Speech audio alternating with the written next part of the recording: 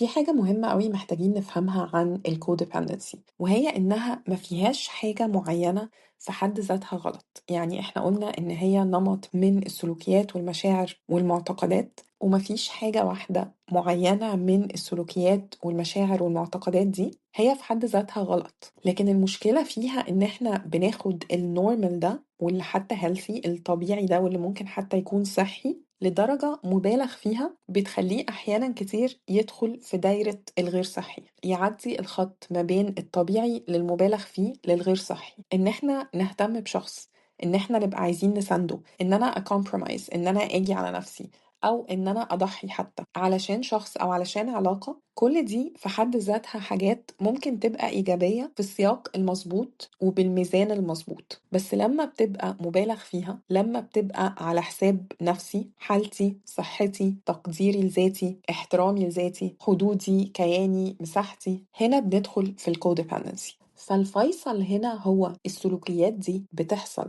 في حالة من الانترديبندنس الصحية، الاعتماد المتبادل الصحي اللي فيه الطرفين بيساندوا بعض في علاقة متزنة بتحافظ عليهم هما الاتنين، ولا بدافع من الخوف والسيطرة والاحتياج الغير صحي للفاليديشن، للتأكيد على إن أنا إنسان كويس.